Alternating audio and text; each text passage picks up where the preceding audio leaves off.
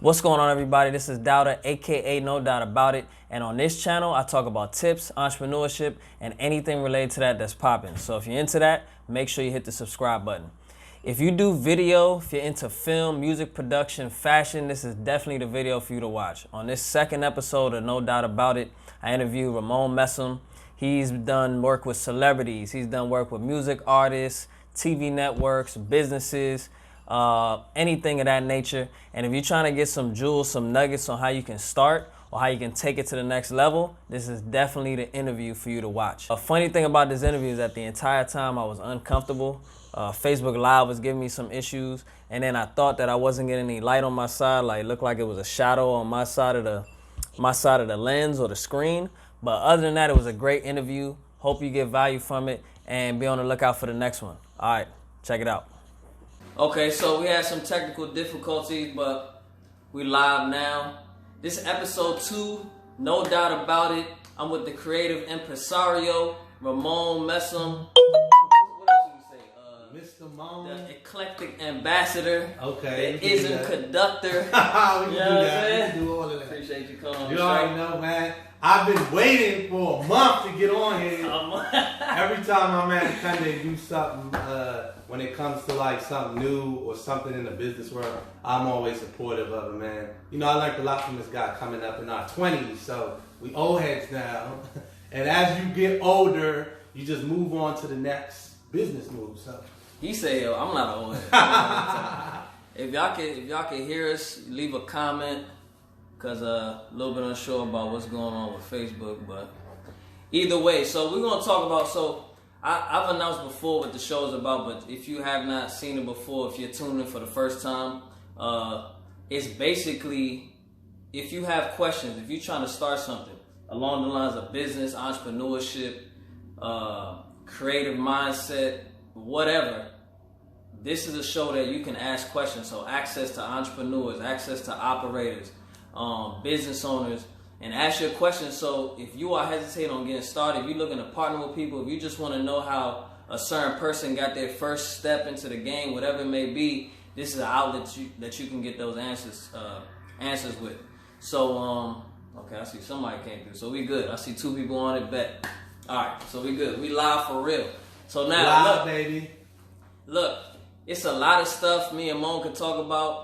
Obviously, we could be here for like hours and hours, but he got something to do in a second, and I'm pretty sure y'all don't want to wait for 2 hours to listen to us talk either. So what I want to do is I want to get into a couple things. Entrepreneurship is something big now. It's real popular now. You know what's funny? What's up? When we were first like doing our thing in the club business, right? I don't even remember people using that word. What? Entrepreneurship. Yeah, it just came about with it. Yeah. Probably like it became cool. It became cool, and it's funny because now I look back at a lot of things I've done as a kid. Mm-hmm. You know what I'm saying? Like what made me like this, mm-hmm. And I'm like, damn, I always had that kind of bug to kind of create something, right? Or bring people together and focus on a task. And it's like, what do you want to? How do you want to address, or what's your thoughts on the people that are entrepreneurs because it's cool now? I think that it's a fad. It's like a style. You know what I mean? It's the style to be an entrepreneur. But only real entrepreneurs know what an entrepreneur is, right, and know what that life is. And I think social media also has to do with everybody just turning around becoming an entrepreneur. Right. But I'm from the mud with it. Like we from the mud with it. Like I'm like a core entrepreneur, like by no means necessary. Like I'm like I gotta get it by however. Like I'm on that time. So I just think that people also they feel like because there's so many people making brands out here and so many people starting something, they want to hop on the bandwagon. Yeah. But I don't think a lot of them gonna last for real. But I salute everybody that wants to try because, you know, we're in a world where possibilities are endless, so why not? Mm. And speaking about trying, like, how do you feel, because I always ask this question because I want to know how different people think about it. But how do you feel, or what would you say to somebody that's hesitating on even trying? Whether they know what their passion is or not, but just to even try to see if they have a gift or a knack or some type of leverage in doing something, like what would you say to that person if they were talking to you and like you trying to this is such a good question. My camera battery just died. 2 seconds. Let me change this battery. I got that. So like if somebody was hesitant to even try something, right? They're showing interest in something. It don't even have to be what you actually do, but they're showing interest in something. Mm-hmm. What would you say to that person to get them to just try to do something? You only live one time, and you only have youth one time. Right. When you 70, you can't try then. You get what I'm saying? I mean, you could, but it's gonna be less of a. You got less margin to work with. True.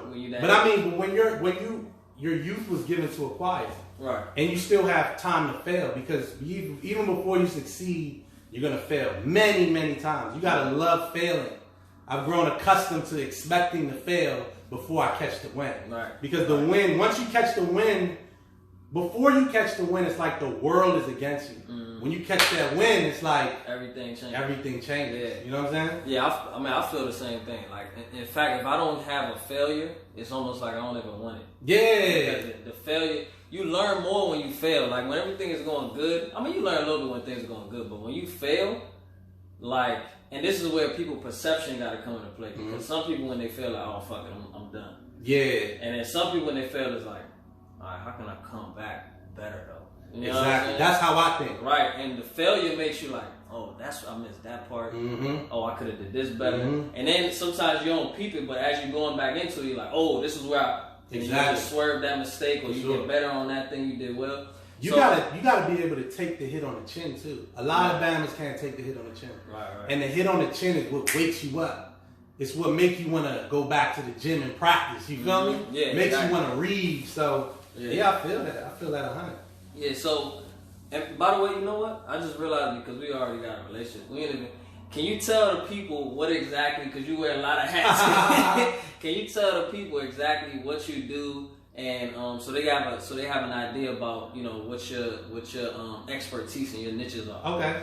Well, for one, before anything, I'm a creative. I'm eclectic. So I have a video production company called Dreamcast, and I have a music production company, Mone on the Beat, and also dabble with vintage clothing. So I have a vintage boutique brand called Vintage Wishes, and I'm kind of like getting that up and started now. So I wear a couple of hats, and I also do a lot of like motivating to a lot of my peers. So I want to dabble in real estate in the future. It's a couple things that I got my hands in right now, and I'm also going to be working on a film this year, so y'all stay tuned for that. Oh, for real? Yeah. Okay, like a full film? It's going to be dope. Yeah, it's going to be dope. Man, that's on the stuff we learned from Flex. Oh, for real? Yeah, it's going to be dope. Now let's talk about that film, right? Yeah. Because I talk to my brother about this all the time. Like, I feel like it's a lot of bullshit videographers, right? And I think that it's a circle of life between two bullshitters, right? Mm-hmm. The bullshitting rapper, and then the bullshitting videographer, right? And it's almost like they need each other, like a bad relationship. You know what I'm saying? Yeah. And it's like either the rapper's bullshitting or the videographer's bullshitting, or both of them bullshitting, and they know each other's bullshitting, or one of them knows one of them's bullshitting. And because of that, because they know if they get around somebody that's really about business, whether it be the rapper or the videographer, they want to stay in that lane of like, I'm gonna just do the rappers, versus like what y'all have done and what you've done is like, all right, you know, I'm in music, I'm gonna do the video there, but this is my expansion on the creative. Gotcha. Now talking about film, like, so how do you? I got a couple questions about that. One, how did you transition from music videos to now talking about doing films and commercials and other stuff that you've done? What was oh, I gotta go up. Well, me getting in the film was actually an accident. Like, it was by, it wasn't a music video. Even the music video. For real? All of that was out of desperation for money. You know what I'm saying? Okay. So it was like, I had made a couple bad decisions back in the get. So it's like, to get money, I just felt like the quickest way to get money was to use my talent in filmmaking. You know, I went to school for that, and I kind of taught myself as well. So I'm like, damn, what can make the most? How can I get some money real quick? Because I need some paper. That's when I came up with the cipher. You know what I'm saying? The Mo County Cypher. Right. I was like, let me just get everybody I know who rap, put them on a video, put it out and put it on World Star, and let's see what happens. Did that, kind of blew up, and then people started knowing me and my brother. My brother actually bought the first camera, and that's how stuff really got popping. It's actually the camera right there, but really? Yeah. Talking about Rome? Rome, you know what I'm saying? So after that, people started knowing me for doing music videos. But then you know how the streets talk, it just started to spread. Right. So now, No Effort, Rome came up with that too. No Effort's the company. That. Yeah, you remember that? You know what's funny about that? So let me tell you this story. So we were doing, I think we were doing Layla Lounge. I think it was. No, it wasn't Layla Lounge. It was Love. Love. Yeah, it was Love. And I know that video you about to talk about. Yeah. I know exactly that. So we had a normal schedule of like, all right, we did the event, shot the video. Okay, now we about to look at the video, right? So I'm sitting at Mone and Rome house, and they showing me the video, and the whole time I'm watching the jump, they didn't say nothing. So I'm watching the jump like a regular, and I see just the logo in the corner. I'm like, what the fuck is this logo? You know what I'm saying? I'm like, I was like, did they get footage from somebody else? Did they mix up? And I'm looking at it. I think it had the words in there. Yeah. But I was reading Knockout. So I'm like, so the video was vicious, right? Panned up from the beginning with the dream, like. So the joint was down, like, man, that joint time. I'm like, hey, what the fuck is Knockout? And then Rome was like, well, nah, that's No Effort. That's the new jump. I was like, okay, all right, bet. So that was the introduction for me into them doing that. But it's funny to see it because. And this is to my point. When you start something, right? When you get into the game of anything, there's other games, or I should say when you get into the arena of doing something, there's other games happening, right? For sure. And a lot of times when you get into one thing, like, are we doing these events? You do a part of that and you find a little niche or a passion or something you see, and that turns into something else. So my point being is that maybe if y'all weren't doing videos and pictures for the club stuff, you wouldn't have saw the niche to go that way. Yeah. I saw for one, right, when we got into video, period, it wasn't that many people out here in DMV doing the music videos. Right. So when it came to music videos, us and First Impressions and this other company with this guy named Six Shooter, he was pretty big out here too. So we were kind of like we were on the front edge of the wave when it came to the music videos out here. But the music videos, it took a lot of time. A lot of people didn't want to pay the right money and all that. So I'm like, I didn't want to just keep doing this. But I had the skill, so I didn't want to leave that skill alone. So I had to figure out a way to dabble in business videos because it's more money, less work. You get what I'm saying? So doing the music videos here and there, different people will holler at me, hey. You said the music videos is more money, less work? No, the business videos. Oh, the business. Oh, yeah, definitely. For businesses. That was going to be my next year. Go ahead. Music videos is a lot of work, not a lot of money. I don't know what the game is now because I wouldn't even. You got to pay me a lot of money to shoot a music video, and I only work with certain people. So. Yeah. Let's speak about that because that's another thing too. And back to the bullshit. I feel like, to me, and I don't know the actual game because I'm not in that business, but I feel like to me, not to say that it's easier, but I would feel like if I'm trying to get money and I have that skill, that it would make more sense for me to go out of business because a business makes a certain amount of money every month versus a rapper that you would because you are business minded. You get what I'm saying? And you have that. You just attract that. The normal person not thinking like that. Right. They seeing what's hot, rapping. Let me go try to shoot the next rapper and get everybody. That's how they think. Yeah. You feel me? They not thinking I could go over there. For one, people are intimidated about businesses. People don't know how to go down and sit down and talk to a business owner or anything like that. Number one thing, I feel like this is why a lot of people are scared to do anything in business entrepreneurship. Just because you're starting off as a freelancer or as a contractor or a one-man show does not mean that you're any less of or that you should fear, these full brick and mortar businesses. These businesses are basically a bunch of people, right? And not running a bunch of people. A lot of times, just one person running everything, and he got a personality, he got insecurities and strengths just like you do. Yeah, and it's he funny. Just has the heart. He just had the heart to go out there and do it. Right, and when you actually sit down with these people and you have a conversation, sometimes you'll find you have more confidence than them. Yeah, that's true. You know what I mean? So that's true. Like just to put that out there, like a lot of people don't. I don't know. I like to simplify stuff, but if you remember being scared of the dark and no longer being scared of the dark, it's kind of like that. When you actually had your first time sitting in the dark by yourself, or maybe a sibling locked you in the room, whatever the situation was, you realize it wasn't that scary once you got to. That's a lot of things in life. That's a lot of things, and that's something that people you have to jump out of that fear. You got to jump out there. Fear holds a lot of people back. I feared a lot of things, and when I actually faced it and went it down, I'm like, damn, this is so easy. Easy. And then I started to become a shark. If not easy, at least simple. Just simple, but yeah. I say easy because when you actually approach that fear and conquer it, it's so mind blowing that that was easy. Like, that's why I said it was easy. You feel me? Yeah. So that's what a lot of things in life, and that's how I take anything that might seem fearful in the beginning. I take that approach, and then W. Clement Stone said it best. W. Clement Stone. Okay. Yeah. Whatever you fear is opportunity, pretty much. So if you're afraid to do something, when you do it, that's where opportunity lives. It's just like the comfort zone. You feel what I'm saying? Mm-hmm. No, there's no opportunity in the comfort zone. Right. Opportunity is outside the comfort zone. When you feel uncomfortable, you make opportunity for yourself. So what is fear? Fear to me is the lack of faith and belief in yourself, and the backlash from what society or your peers and people would think.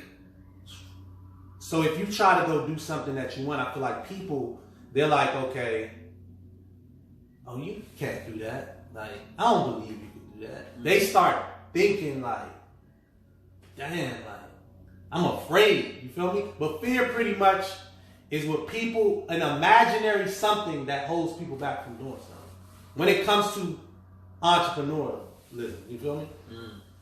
So let's jump to something else, and this is more so something that I'm actually dealing with myself, or that I'm about to dive deeper into. Okay. Right? Networking. Okay. Right. I think that especially amongst people that look like us, our age demographic, where we from, people that come up from where we come from, we understand the word networking, but I don't think we truly know what it means to network, right? And I say that because this last year, 2019, I spent a lot of time, like, you know, one of my business coaches was like, you need a network.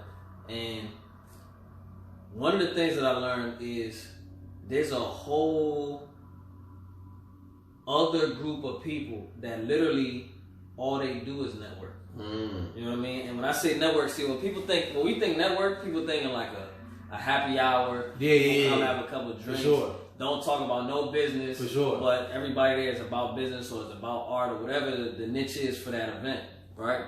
But what I'm noticing is that network in the group sense, right? What really goes on amongst like business people, like people that run operations of, you know, dozens of employees and do contracts on cities and stuff like that, is that they literally are a network.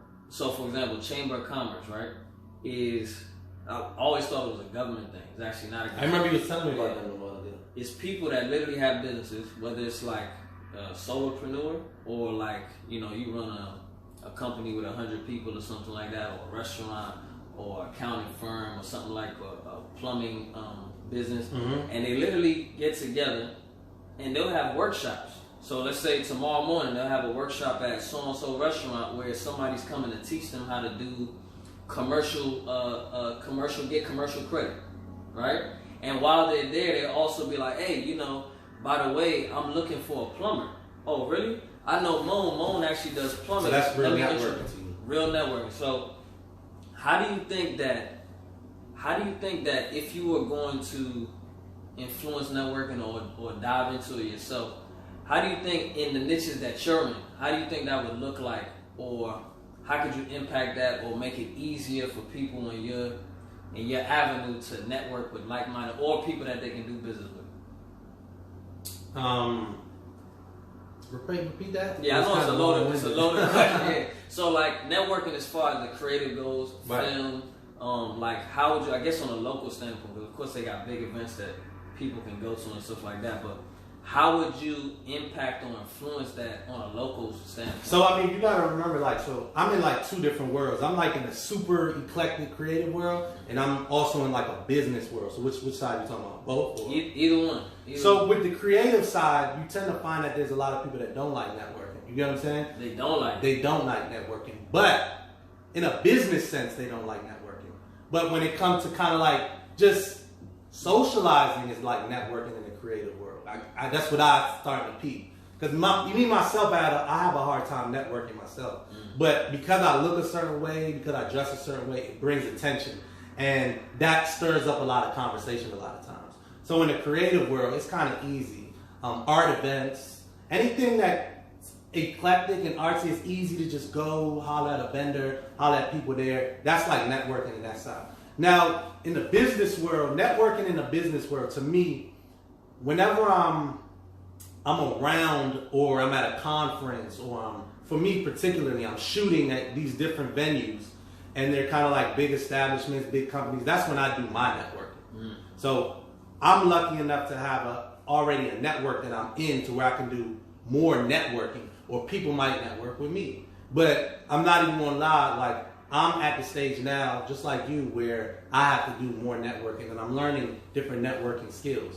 But I also, before I do that, I'm at a point where I can't even take on any more clients. So I have to kind of like set my situation up to where I can take on other people. If I connect with this person, they might have all this new business for me, I wouldn't even be able to take that on. So I'm kind of like just setting up my infrastructure. Yeah, I think it's funny that you said that, because it's a lot of people that once they dive into their niche or their industry, they get to the point where they have too many clients, right? And it gets to that point of like, okay, I need to make more money, or I need to make a bigger difference, or I need to build more brand. How do I do that when literally it looks like I'm tapped out to capacity, right? So one of the things that I've learned is that your expertise is exponential. And I'm learning that. I've learned that over the past few months. So literally, it's probably, if you just think about it in a micro, is there 100 people that are trying to learn what you already know, experience-wise, talent-wise, business-wise, that'll pay for that? So in other words, like how you got to this point, the different methods you use to find clients, the different ways you handle clients, how you execute the creative, the film part, the business part, like you package all of that up, like literally like your next 6 months, like literally take note of all the stuff you do and then package it up almost like a course, like a syllabus. Yeah, that's dope. And in that way you can say, hey, look, for X amount of dollars, you know, you can get this 6-week course, 10-week course. I'm seeing a lot of people doing that now. That's on the uprise right now too. Yeah, because, and it's for 2 reasons. One is because it does help a lot of people, because they get a shortcut to it. And 2, you got a lot of people that just want information and don't want to do nothing. Gotcha. Nah, I get a lot of those courses. I buy them crazy. Yeah. So I mean, that's one thing that you could probably do. And that's what I was thinking about this year. Yeah, because it's people that want to learn that. That's actually a part of my my goals for this year. Yeah, you should definitely think about doing that. For sure. So let's go into structure and business too. Okay. So the overload of being an entrepreneur, like between schedule, between you got 10 pieces of content you want to put out, chaotic, bro. On social media. Chaotic, bro. Okay. So what is your? I mean, you say chaotic already, but go into more depth of what your experience is as far as like managing yourself. As an entrepreneur, as a young entrepreneur right now, like I'm at the peak right now. So time is crazy. But what's happening is I'm being forced to hire now. You get what I'm saying? Because managing everything is not good for your health. You know what I'm saying? It's not good for your mind. It's not good for your relationships. It's when you're successful in being a solo entrepreneur and things start to grow big, everything is weighed on you if you don't got no help. You get what I'm saying? So the where I'm at with it right now, what I'm learning is now it's time to hire. You feel me? I don't know how to hire. I don't know how to interview or none of that. So I just go off of my gut instinct and I sit down. I have a mentor. He's big in real estate and he kind of showing me, you know, the ropes and how to put it together to where I can actually start hiring people, because that's kind of like, that's what I need to do right now. Because it can get crazy and it's not good for you. Yeah. The money good, but it's not good for your health. You feel me? Yeah. Well, one of the things that I learned is that I kind of mentioned before, but to take video notes. So, okay. For example, the things that you want to outsource, the things that you want to hire for, or just anything in general, that you actually make video logs of it. Because one, people consume video better. I mean, they prefer to consume video. They learn better with video versus like, here's a plan for what I want you to do, or here's your you know what I mean? Here's your task and breakdown. I'm the same way, right? So you do video logs of it, and you keep it on. You just host it on a site, or you can even just do private videos on YouTube. So where when you hire somebody, now you're not sitting there necessarily, hey, do this, do that, do that. They call you back, now do this. They literally, you can say, hey, this is your job, here's the videos for that. And they just watching you like, first, this is what you need to do. When I have my schedule, I need you to you know what I'm saying? For sure. And you just have it all the way lined up. So now, on top of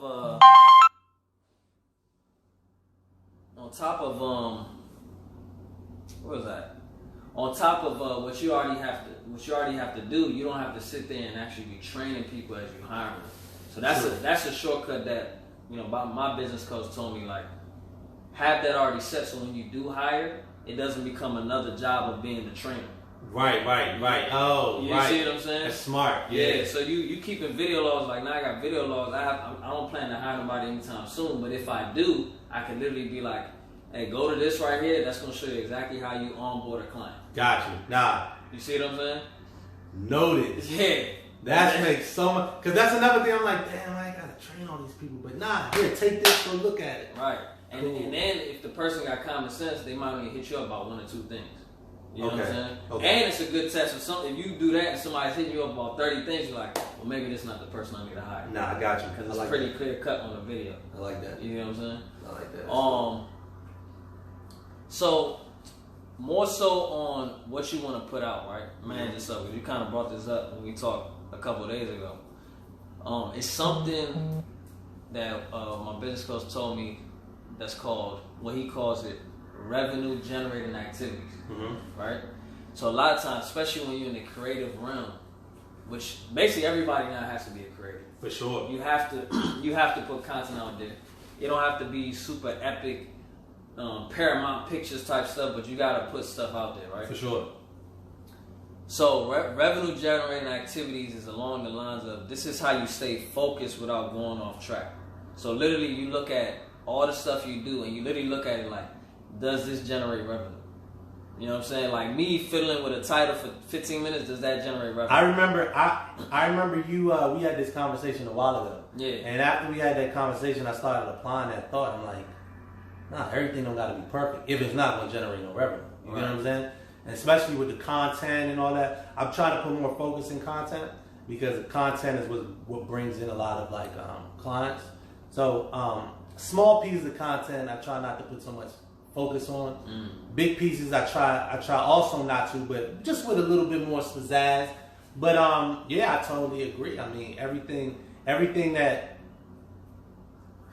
gonna hold my attention, or I'm putting the most attention to, it got to be making money. Because I mean, if not, I'm losing. You feel me? Because it then gets to a point where you start to realize what you're worth an hour. And then if I'm sitting down on this and I'm like, damn, all these hours going by, like, what's going on? You feel me? So that's the time I'm on for real. Yeah. So once you take note of that activity that generates revenue, or at least builds brand, because it might not be direct revenue, but builds brand, then you can say, all right, these are the 10 things I need to do every week. Once you got that down, then anything outside of that, if you get it done, cool. But if you don't, it ain't really like a task. Like, because I know me, like, if I have 20 tasks and I don't complete them, I feel some type of way. You know what I'm saying? The same way. But if you note it down to 5 or 10, that these actually go towards me bettering my clients, bettering my brand, bettering my income, and you get that done, then everything else is like icing on the cake. Gotcha. You know what I mean? Hell yeah. And then also too with content, like, you know, Gary V, I take the Gary V model where it's like document, don't create. You know what I'm saying? You know what I mean? That's what I do. Because like it's helped me a lot. From me trying to create the topics versus me just document Document it and then break it down. Like I have too much content to put out. Just break that motherfucker down. Yeah, you just break it down. So for y'all that are listening, like if you get into the content situation because you're trying to build your brand and start your thing, try to find a lane that is conducive to what you already do. You know what I mean? Don't try to recreate something every single time. Of course, you got different pieces that you might like. I definitely want to talk about this because this is on my mind. Boom. Or I want to show this because this is on my mind. But try to document around what you already do because ironically, people are just nosy. You know That's what I'm noticing. People are just nosy. They just want to see what's popping. Yeah, you could be a parrot trainer and people just want to see what they you're just doing. want to see what's going on. You know what I mean? So don't overthink it like it got to be a love and hip hop reality TV show or epic. You know what I mean? And you keeping things simple makes it a lot better. And I'm learning that too. Yeah. So last question because gotta move. I got you.